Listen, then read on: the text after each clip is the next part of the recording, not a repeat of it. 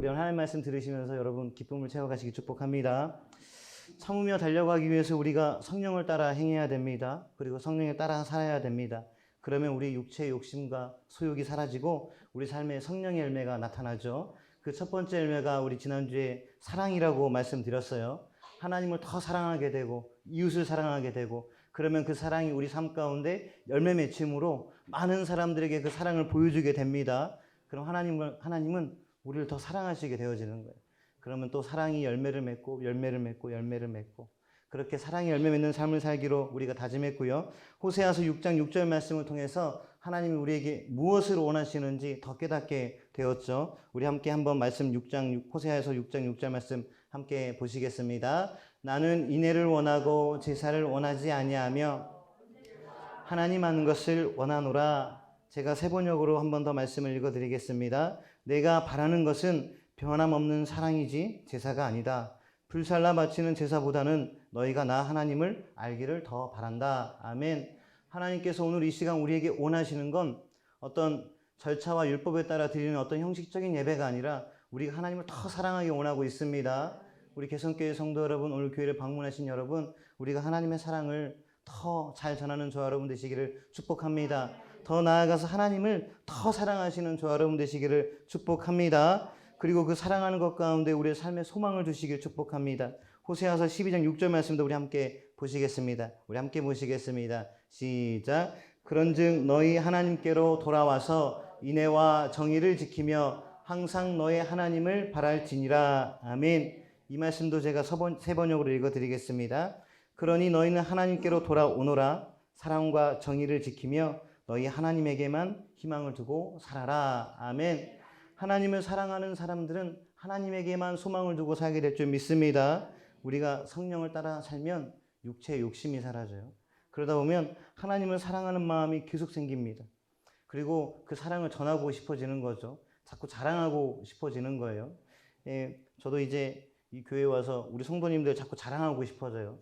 그래서 팔불출이란 말을 제가 좀 쑥스러움이 많아가지고 가족 자랑을 잘 못하는데 교회 자랑을 하게 되더라고요. 항상 그렇게 얘기해요. 우리 교회는 작지만 건강하다. 우리 교회는 작지만 분명히 하나님께서 우리 교회에 품으신 꿈이 있을 거다. 이렇게 자랑하게 되거든요. 자랑하는 이유가 뭘까요? 사랑하니까 자랑하게 되어지는 거예요. 그러면 이제 주변 목사님들이 우리 개성교회 부럽다고 매일 말씀하시죠. 그러나 누가 지나가다 우리 교회를 보면 그렇게 부러워할 만한 교회는 아니에요. 하지만 이미 제 마음속에는 남들이 부러워할 만큼 정말 사랑 있는 교회가 되어가고 있습니다. 우리 사랑하심으로 하나님을 더 자랑하는 저와 여러분 되시기 축복합니다. 우리 더 사랑하심으로 우리에게 서로에게 더 위로와 격려하고 응원하는 저와 여러분 되시기 축복합니다. 우리가 성령을 따라 살게 되면 우리 앞에 놓인 경주를 인내로 달려가면 반드시 하나님의 사랑의 열매를 맺습니다. 그리고 오늘 두 번째, 성령을 따라 사는 사람들은 분명하게 희락을 누리게 됩니다.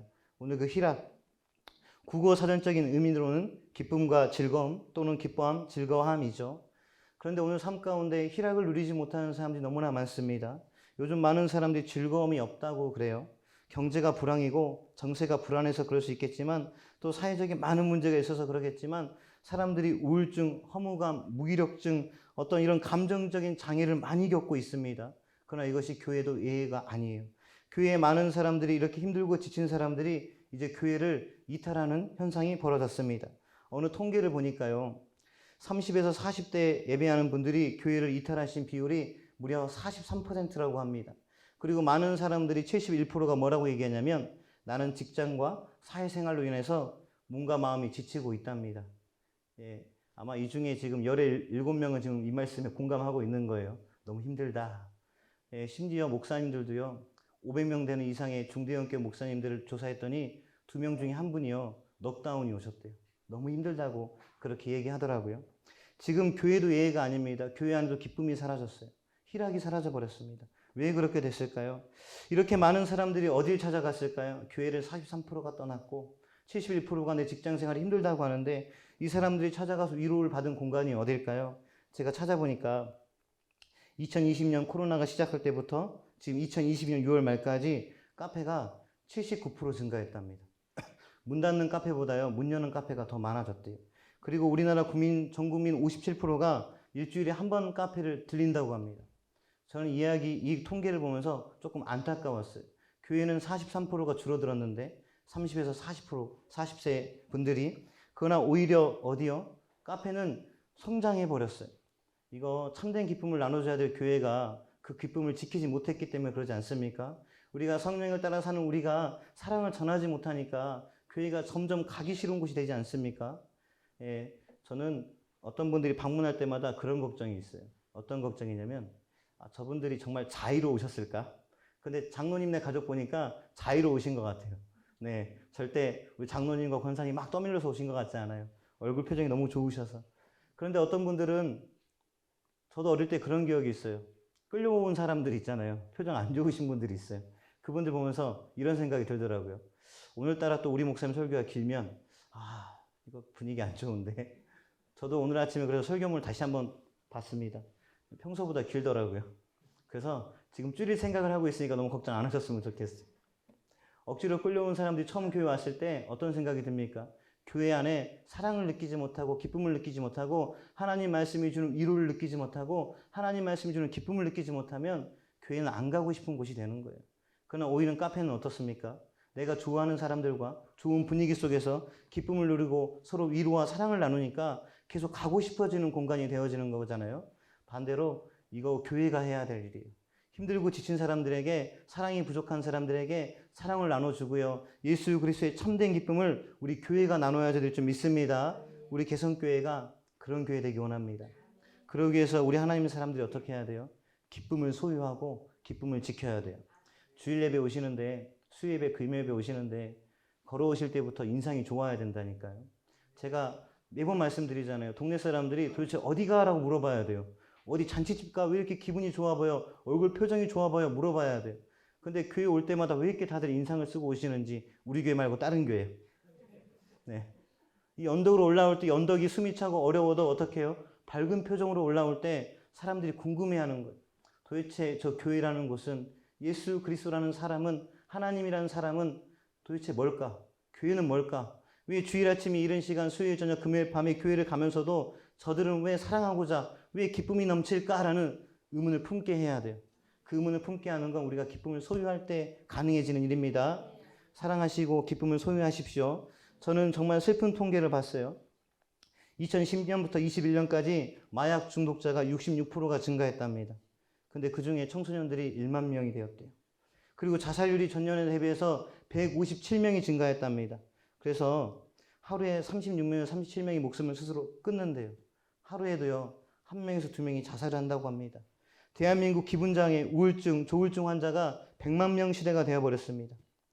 2020년 조사 결과로 16년보다 31% 큰 폭으로 증가했다고 합니다. 그 중에 20대가 17%로 가장 많다고 그래요. 이제 우울증은 노인의 병이라고 불리지 않고 젊은이들의 병이 될 만큼 이렇게 슬픈 현실 속에서 우리 사회가 왜 이렇게 슬퍼졌을까? 우리 교회들이 왜 이렇게 힘들어졌을까? 빛나야 될 그 나이 가운데 왜 우울증을 앓고 목숨을 끊어야 할까? 왜 이제 나이와 상관없이 우리의 모든 인생은 우울증과 기분장애를 겪어야 할까? 그 답은 예수 그리스도의 기쁨을 소유하지 못해서 그래요. 우리 개성교회 성도 여러분, 오늘 예배에 오신 분들 하나님께서 우리에게 주신 기쁨을 소유하십시오. 아멘. 하나님께서는 여러분들을 언제나 환영하고 계십니다. 오늘 예배 자리에 나올 때 가장 여러분을 환영하고 사랑하시는 분은 하나님 아버지세요. 오늘 이 예배 자리에 앉아 있는 것만으로도 하나님께서 여러분을 바라보고 기뻐하시며 너는 내 아들이다. 내가 너를 사랑한다고 말씀하고 계십니다. 그 말씀을 기억하심으로 우리 안에 기쁨을 소유하는 저 여러분 되시길 축복합니다. 요즘 그 중2병이라고 하잖아요. 이것도 이제 한참 지난 말이죠. 혹시 중2가 있는지 모르겠어요. 근데 중2들 특징이 있답니다. 뭐냐면 눈에 힘이 잔뜩 들어가 있고요. 누가 말해도 고개를 안 든대요. 그 중2병 특징이래요. 그리고 누가 말해도 항상 이러고 있답니다. 중2병 걸린 사람이 없어 보여요. 요즘 중2병이란 말도 있고요. 또 요즘 젊은이들이 얼마나 무섭습니까? 그죠? 말 안 들어요. 며칠 전에도 어떤 목사님과 길을 걷다가 교복 입고 담배 피는 아이들을 봤어요. 깜짝 놀랐습니다. 야, 우리 때는 불가능한 일인데 이젠 가능해졌어요. 이제 어른들이 그 아이들에게 말도 못 걸어요. 말을 걸으면 싸우자는 거거든요. 말도 못 걸어요. 그러면 이제 소심하게 얘기해야죠. 냄새가 이 정도 할 수밖에 없어요. 이런 현실을 살아갑니다. 왜 우리 아이들이 밝음이 사라졌을까요? 예전에는 마당에서 친구들과 뛰어만 놀아도 너무 행복했거든요. 교회 와서 그냥 앉아만 있다가도 좋았어요. 그러나 요즘 아이들은, 요즘 세대들은, 요즘 사람들은 왜 그 밝음이 사라질까요? 어른 노인 할 것 없이 왜 정서적으로 불안함을 느끼게 될까요? 더 이상 자극적인 이 세상 가운데 웬만한 기쁨은 사라져 버렸을까요? 기쁨도 누리지 못하고 왜 그렇게 되었을까요? 그래서 우리의 대처 방법은 무엇입니까? 아까도 말씀드렸지만 하나님께서 주시는 기쁨을 소유하는 거예요. 하나님께서 우리에게 주신 기쁨을 가지고 살아가는 거예요. 하나님으로 기뻐하는 삶을 살아가시는 거예요. 하나님이 주신 기쁨으로 우리로 하여금 다른 사람에게 그 기쁨을 전달하는 거예요. 아멘.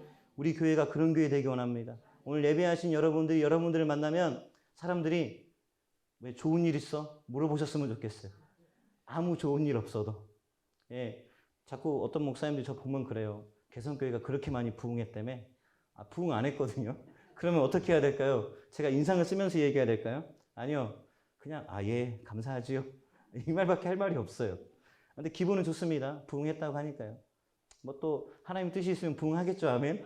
네. 우리 성도님들이 저보다 더 믿음이 좋으세요. 항상 대표 기도할 때 우리 교회 빨리 부흥하다가 기도하시거든요. 저는 그 기도 조금 빼달라고 부탁드렸어요. 제가 너무 부담이 되니까. 교회가 부흥 안 하면 제 잘못 같아가지고. 근데 우리 성도님들 믿음이 좋으시니까 하나님께서 그 기도 받으시겠죠. 아멘. 우리 이제는 힘들고 어려운 일이 있어도, 고통 중에 있어도, 고난 중에 있어도 여러분 그 기쁨을 잃지 않기를 축복합니다. 하나님께서 언제나 한결같이 여러분들 바라보시고요. 여러분들 응원하세요. 난 네가 잘 되기 원한다. 내가 실수하고 넘어지고요. 내가 큰 잘못을 저질렀어도요.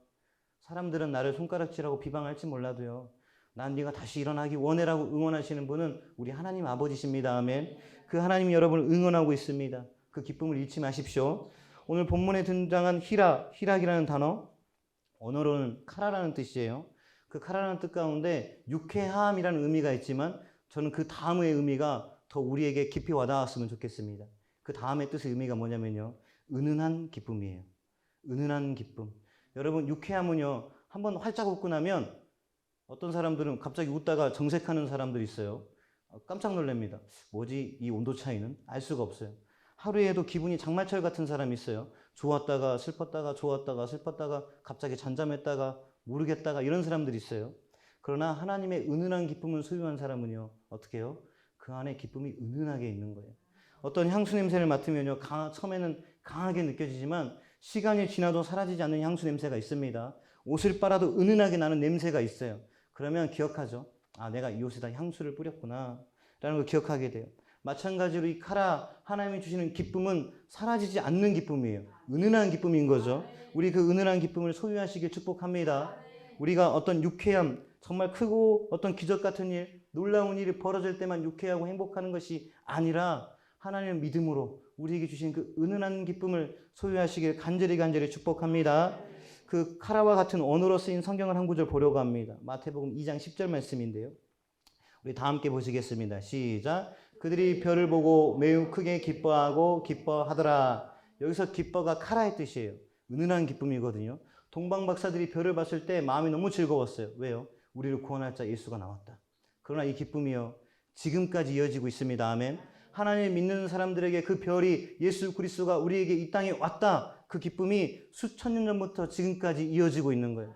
하나님의 기쁨은 이것처럼 사라지지 않는 기쁨입니다. 사라지지 않는 그 기쁨을 꼭 소유하십시오. 여러분 그 기쁨이 항상 여기 있거든요. 여기도 있고 여기도 있어요. 그런데 무엇 때문인지 우리의 마음이 자꾸 딴 데 가 있어요. 자꾸 하나님 바라보지 않고 자꾸 다른 곳에 가 있어요. 나의 기쁨이 오직 예수 그리스도가 아니라 나의 기쁨이 자꾸만 높은 자리, 권력, 물질, 또 다른 사람 관계, 인기 이런 것들이 되기 바라고 있다는 거예요. 우리 그거 내려놓으시고 은은한 기쁨, 하나님이 주신 그 기쁨을 소유하는 저 여러분 되시기를 간절히 축복합니다. 제가 말이 빨라지면 딱 이유는 하나입니다. 설교문이 긴데 빨리 끝내야 돼서. 너무 조마심나요. 그래도 말이 조금 빠르지만 잘 집중해서 들어주시면 좋겠습니다. 하나님께서는 우리 삶 가운데 늘 이런 행복함을 주세요. 예수 그리스도가 이 땅에 우리를 구원하시기 오셨다. 이 한마디 말도 믿는 자들에게는요 기쁨이 됩니다. 오늘 아침에 무너지고 쓰러지고 싶지만 예수 그리스도가 나를 사랑한다 그 성경 한 구절이 우리에게 큰 기쁨이 되어지는 것처럼 하나님은 늘 우리에게 우리 곁에서 우리와 함께 내 안에 계시면서 그 은은한 기쁨을 주고 계시다는 거예요. 우리가 우리의 생명을 살려준 은인이 있다면 내 생명을 살려준 그 장소가 있다면, 그 날짜가 있다면 여러분들 날마다 기억하지 않으시겠습니까? 그곳을 지나가다가 내가 이곳에서 죽을 뻔했는데 나를 살려준 사람이 있었지. 내가 그날 죽을 뻔했는데 내가 그날 살았지. 그걸 생각하면 매일 기쁘지 않겠습니까? 우리 구주 예수 그리스도께서 영원히 죽어야 될 우리를 살리셨습니다. 날마다 호흡하시면서 하나님 말씀을 보면서 예배하면서 기도하면서 그 기쁨을 누리시기를 축복합니다. 이 기쁨이 우리 안에 있다면 장담하건대 말씀대로 말씀드리는 건데 우리 안에 우울증과 기분 장애가 사라질 줄 믿습니다. 우리 안에 하나님 아닌 다른 것을 채우고 싶은 마약 중독과 다른 중독들이 사라지게 될 줄 믿습니다. 육체의 욕심이 사라지게 될 줄 믿습니다. 하나님이 우리의 기쁨 되시면, 내 삶의 유일한 소원 되시면 우리 인생이 바뀌게 될 줄 믿습니다. 그러나 어떤 사람들은 이 기쁨을 받고도 잃어버리는 사람들이 있어요. 우리 마태복음 13장 20절 말씀 함께 보시겠습니다. 우리 함께 13장 20절 말씀이 없나요? 제가 읽어드릴게요. 마태복음 13장 20절 말씀입니다. 돌밭에 뿌려졌다는 것은 말씀을 듣고 즉시 기쁨으로 받되, 이 말씀이에요. 어떤 사람은 기쁨으로 받되, 카라, 유쾌함, 은은한 기쁨으로 받되, 돌밭인 사람들은 그 기쁨을 어떻게 한다고요? 잊어버린다고요. 혹시 우리의 마음이 돌밭 아닙니까? 하나님 말씀을 듣고 잠깐 유쾌했다가 그 은은함이 일주일도 못 가고 사라져 버리는 돌밭 아닙니까? 우리 이 돌밭을 얘기할 때, 옥토밭을 얘기할 때 항상 우리는 옥토라는 착각이 있어요. 그런데 혹시나 내가 돌밭 아닙니까? 우리 혹시 내가 돌밭 아닌지 돌아보는 저 여러분 되시기 축복합니다. 그러나 한 주간 하나님의 은은한 기쁨이 있다면, 예배를 드릴 때마다 그 지난주에 예배 드렸던 예배에 은은한 기쁨이 남아있다면 여러분이 옥토밭 되신 줄 믿습니다. 우리 삶 가운데 돌밭이 아니라, 누구 얘기도 듣지 않는 단단한 깨어지지 않는 그런 돌밭이 아니라 하나님 말씀을 듣는 귀한 옥토밭 되시길 축복합니다. 우리 그 다음 말씀 볼까요? 마태복음 13장 44절 말씀 함께 보시겠습니다. 시작. 천국은 마치 밭에 감추인 보화 같으니 사람이 이를 발견한 후 숨겨두고 기뻐하며 돌아가서 자기의 소유를 다 팔아 그 밭을 사느니라. 아멘. 하나님의 기쁨을 아는 사람은 소유를 다 판다고 성경에 써여 있어요. 근데 이 표현이 조금 소유를 다 팔아 말고 더 좋은 표현으로 했으면 많은 사람들에게 이질감 없지 않았을까라는 생각이 들어요. 다 판다고 하니까 사람들이 어떻게 생각합니까? 어떻게 다 팔지? 이런 생각이 들잖아요. 인간은 소유해야지만 만족을 느끼는 동물이에요. 소유욕이 있습니다. 그래서 다 팔라는 이 말이 너무 우리에게 어려워요. 그러나 이렇게 표현해보고 싶어요. 우리의 시간과 마음을 하나님께 최선을 다해 산다면, 천국을 소유한 자, 기쁨을 아는 자가 우리의 시간과 마음을 다해 하나님께 최선을 다하는 자는 천국을 소유하는 자라라고 표현되어 있다면 훨씬 더 받아들이기 쉬울 것 같습니다. 소유를 다 판다는 의미가 오늘 다 팔고 어디 월세살이 들어가라는 얘기가 아니에요. 우리의 자세를 얘기하는 겁니다. 하나님을 바라보는 자세를 얘기하는 거예요. 하나님께 주시는 기쁨이 있는 사람은 시간과 마음을 최선을 다해 하나님을 섬기게 된다. 하나님을 사랑하게 된다라는 거예요. 우리 개성교회 성도 여러분, 오늘 예배 함께 하신 여러분, 하나님의 기쁨을 누리시며 살아갈 때 우리의 시간과 마음을 하나님께 다 드리는 저 여러분 되시기 축복합니다. 그런 기쁨을 누리는 삶의 사람의 자세로 살아가는 저 여러분 되시기 축복합니다. 하나님 한 분으로 모든 것이 만족되기에 하나님께 최선을 다하는 거예요. 이 명절 주일 예배가 참 어떤 분들에게는 고통스러운 시간이 될 수 있어요. 그러나 우리 안에는 그런 분들이 없어 너무 다행인 것 같은데, 가족들이, 저는 이런 염려도 했어요. 우리 교회는 그럴 일 없겠지만 다른 교회들은 이 주일날 아침에 전쟁인 가족들이 있겠다. 안 믿는 가족들과 믿는 가족들, 서로 아침에 교회 가자, 제사 드리자, 싸우는 전쟁 같은 가족도 있겠다. 이런 마음이 들더라고요. 오히려 싸우지 않고 화목했으면 좋겠어요. 주 안에서 지혜로워서 화목하셨으면 좋겠어요.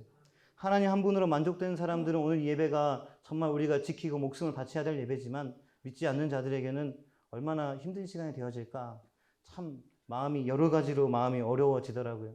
그러나 우리가 감사한 것은, 이 자리에 앉아있는 여러분들에게 감사한 것은 모든 분들이 하나님 한 분으로 만족한 여러분들이라서 감사합니다. 아멘. 여러분의 삶의 자세가 하나님의 기쁨을 알고 그 기쁨대로 살아가는 분들이라 감사합니다. 아멘. 하나님께서 여러분들 축복하실 겁니다. 아멘. 우리 시편 17편 15절 말씀 함께 보시겠습니다. 우리 함께 보시겠습니다. 시작. 나는 의로운 중에 주의 얼굴을 배우리니 깰 때에 주의 형상으로 만족하리이다. 아멘. 하나님을 기쁨으로 여기는 사람은요, 아무것도 없어도 아침에 깰 때 주의 형상으로 만족하는 사람입니다. 아멘. 오늘의 삶 가운데 어떤 일이 벌어지지 않았어도요, 깰 때에 하나님께 만족하는 사람이에요.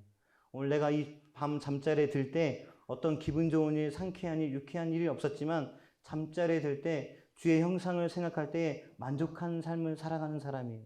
우리가 그런 기쁨을 소유하는 저 여러분 되시기를 축복합니다. 많은 사람들이 교회 다니는 사람들 보면서 조금 도전받았으면 좋겠어요. 이 우울하고 어떤 중독에 빠지면 안 되는 이 시대에 정말 소유 욕구 때문에 정말 좋은 집에 살면서 더 좋은 집, 좋은 차를 타면서도 더 좋은 차를 갖고 싶어하는 그 욕심이 많은 이 세상 가운데 우리가 좋지 않은 차를 타도 좋지 않은 집에 살아도 우리의 환경과 상황이 좋지 않아도 하나님 한 분만으로 기뻐하면서 안 믿는 자들에게 도전 주는 저 여러분 되시길 축복합니다. 하나님이 마음에 담아서 많은 사람들에게 우리가 정말 전도를 잘해서 수백 명, 수천 명, 수십 명을 전도할 수는 없지만 우리의 기쁨이 넘치는 그 삶이 누군가에게 도전이 되어서 도대체 교회는 무엇하는 곳일까? 예수 그리스도는 도대체 어떤 분일까? 도대체 왜 저 사람들이 저렇게 기뻐하며 살아갈 수 있을까? 내 시선에선 저 사람들의 삶이 행복해 보이지 않는데 왜 저들은 저 기쁨을 잃지 않고 살아갈까? 이렇게 도전 주시는 저 여러분 되시길 축복합니다. 그러기 위해서 여러분 기쁨을 소유하십시오. 여러분 안에 은은한 기쁨이 있습니다. 하나님께서 여러분의 유쾌한 기쁨을 주실 줄 믿습니다. 무슨 일이든지 하기 싫어해서 하면 티가 나죠.